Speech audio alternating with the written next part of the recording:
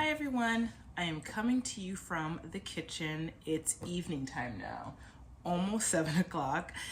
Today was another nice day, but I ended up running a bunch of errands, going to the mall, stuff like that. So all I was able to get done today outside was I sprayed the roses as well as all of the fruit trees with a fungicide.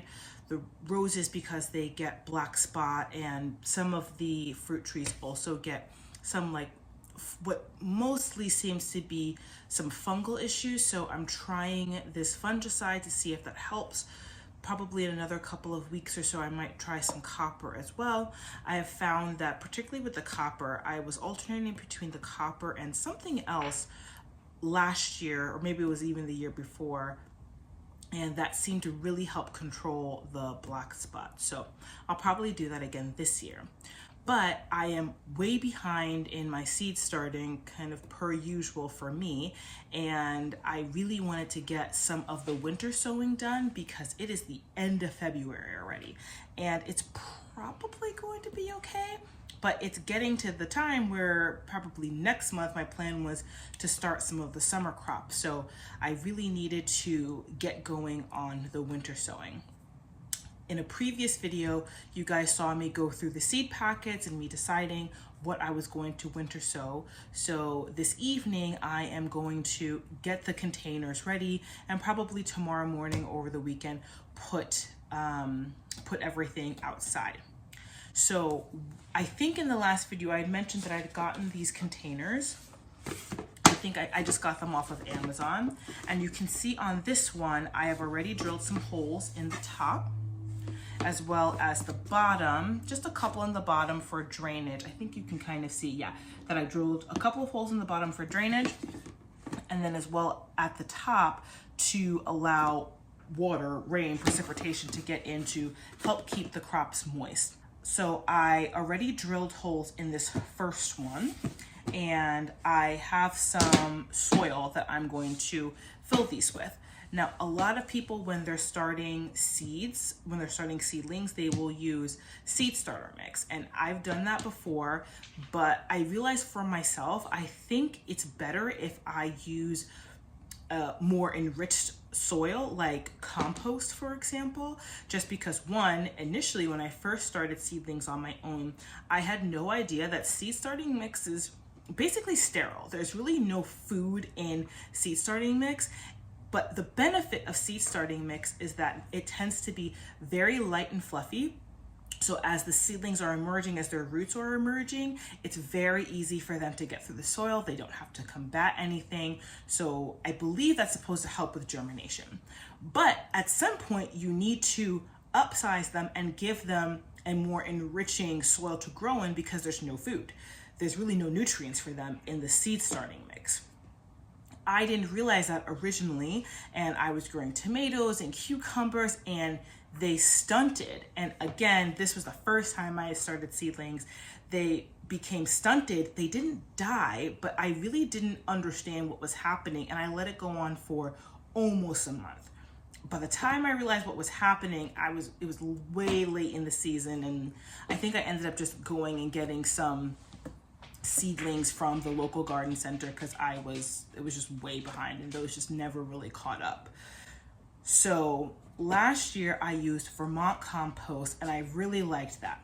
I ordered that off of Amazon, but mistakenly I ended up actually getting the Gardener Supply Company transplant mix because the supplier was through Gardener Supply Company.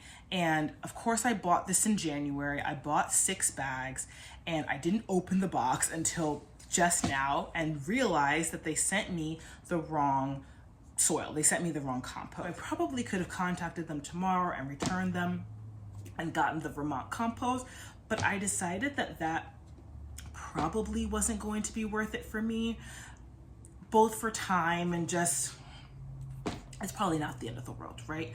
So that's what we're gonna do right now. The first thing on my list, I still have my book here. The first thing on my list that I have for what I'm gonna be starting, my list, is spinach. So I'm going to start with that. I'm gonna fill this container up. I think maybe up to this line here is kind of what I decided, and go from there. Okay, so I have this bucket here that I've had since, I think since high school actually. It was a gift from some friends in high school that I use now mostly for seed starting.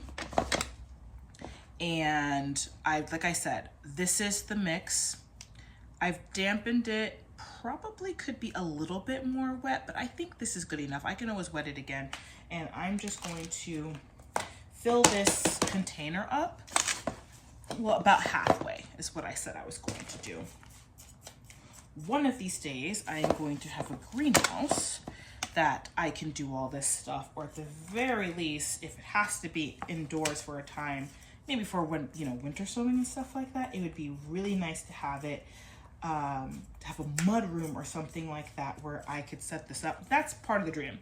When I'm thinking about my future house, there is definitely a greenhouse involved where I could do all of this, but also a really large mud room that I will probably use to start seeds indoors, maybe water plants, transplant, all of that stuff. I think I need all of that. So I think that's going to be good. Just patting it down a little bit. Some on the cover. So like I said, I guess this is almost 3/4 of the way full. You can see there's some steam. I used a little bit of warm water. It's not hot, just warm. I figured that would be okay, mostly because I didn't want my hands to be cold. So I have 2 kinds of spinach here that I'm going to use. I got these both from Johnny's. The first one is a red tabby, and the second one is, which one's this one? Just, I think, a hybrid smooth leaf spinach. So in my book here, like I said, I'm trying to be a little bit more organized. I said that I was gonna do about 4 spinach plants. I think what I'm going to do is I'm going to plant, since I only have 2 of each spinach, I think I'm actually going to put in 6 of each. And this is what happens to me all the time. There's a decent chance that almost all of these will germinate. I am not going to want to thin any of them, and I'm just going to plant them. Because whatever, best laid plants. It's spinach though, they should fit. I was just thinking that I wouldn't need more than 4 spinach plants, but if I'm, as I said before, I'm trying to do square foot gardening. So it's approximately 9 spinach plants per square foot. Basically, I'll take up 2 square feet for the spinach. Like I said, this is what always ends up happening. So Johnny's is really nice because they have a lot of detail in the back about how to sow the seeds, how to harvest the crop. The only thing I wish Johnny's did, but maybe it would make things more expensive, is I wish they had a picture of the plants on their packaging. They have really nice pictures online when you're buying them, but it would be nice to be reminded of what the plant, particularly the flowers, what they looked like. Okay, so it looks like this one, this is the hybrid smooth leaf, needs to be about 1/2 inch deep. This one looks like about the same for the red tabby as well. So I'm gonna just prep the areas. I actually do have, I think they're called dibblers. I actually do have one where I can see, you know, how deep I'm doing everything, but I'm really disorganized today, guys. I don't know where anything is. I don't know where any of my tag making things are. So I'm actually just gonna be using these, what are these called? Post-its for now, because I don't wanna write directly on the container since I'm going to be reusing these. A lot of the times I'll just use painter's tape. I have no idea where the painter's tape is. I kind of did this very haphazardly tonight, just needed to get it done. So I'm going to be using this random old screwdriver just to make the spacing for the seedlings.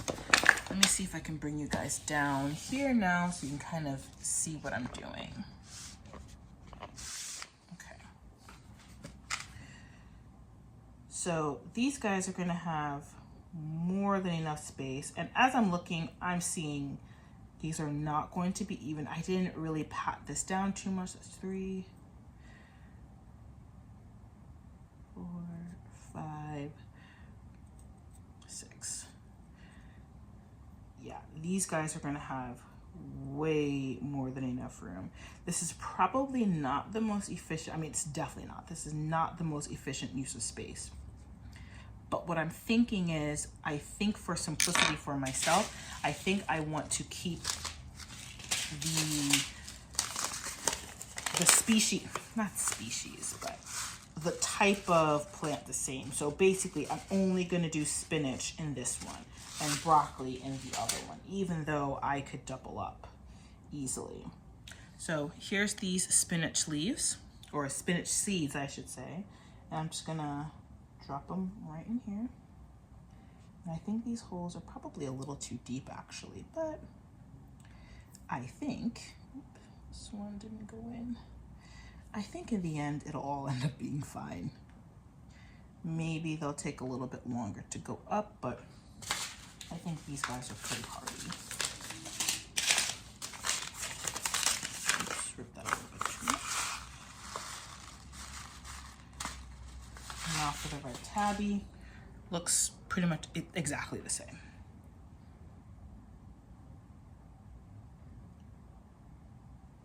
And if I was super, super organized, and you know, I think making these videos will actually help a little bit because I could get an idea, and I guess I could write this down on the post-it note as well.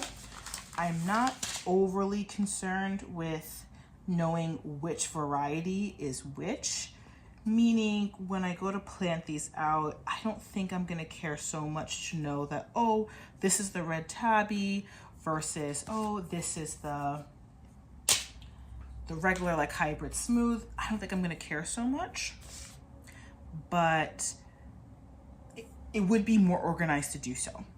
So what I think I'm gonna do now is I'm just going to put these in the sink and put a little bit of water on it just to get the seeds nicely watered in and settled in, and let it drain in the sink, and then I'll label it and move on to the next one. Okay, so the spinach is done now. I have them watered in and I have the temporary label in place. I promise I will put better labels on there, but I just had to get this done tonight. So I'm gonna move on to the next container now. And so I have my drill here so that I can drill all of my drainage holes and get this prepped.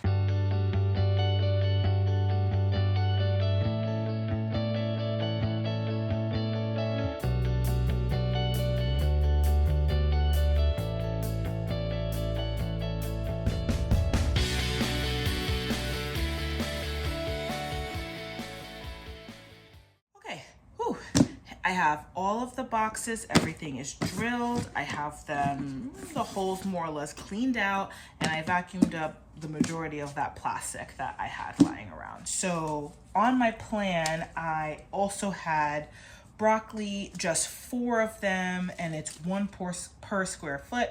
So broccoli takes up a little bit more room.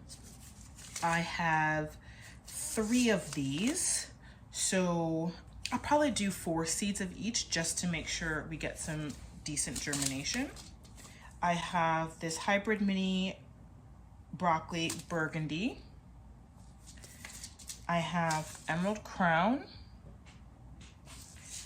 and I have imperial. Let's start with the emerald crown. So I'm going to do 3 rows of 4. 1, 2, 3, 4. And you know, another reason why, at least in my mind, why I started moving away from using seed starting mix versus compost is, one, yes, the plants would get the nutrients sooner rather than later. And I'm not a big, I shouldn't say I'm not a big fan of transplanting. It's not as if I'm anti-transplanting. I just find it a little bit tedious. I don't often have the time to do all that, and I don't have the space. I feel like I don't have the space I barely have the space to do the amount of seedlings that I want to do anyway, but to have to then upsize into bigger sizes, it's kind of a lot. So that's one thing. So this is the emerald crown. The other thing is that in my mind, in the wild, these seeds, oh, I'll just dropping seeds everywhere. These seeds have to fend for themselves, right? If they fall on the natural ground in their natural life cycle, it's not a nice, soft, fluffy mix. So in my mind, they're designed to be able to fend for themselves. However, I understand the theory that if your seed's starting and we're trying to maximize our yield here, giving them a nice fluffy soil that's easy for them to go through probably is better. You probably do get higher yields than if you're making them tough it out, because remember, these plants put out dozens upon dozens of seeds slightly for that very reason, right? That they're trying to maximize their spread. So it probably does make sense to use the seed starting mix, but at least for how I'm gardening right now, I'm gonna try and stick with a more enriched compost to start my seedlings in and go from there. Okay, so the next crop I have up is lettuce.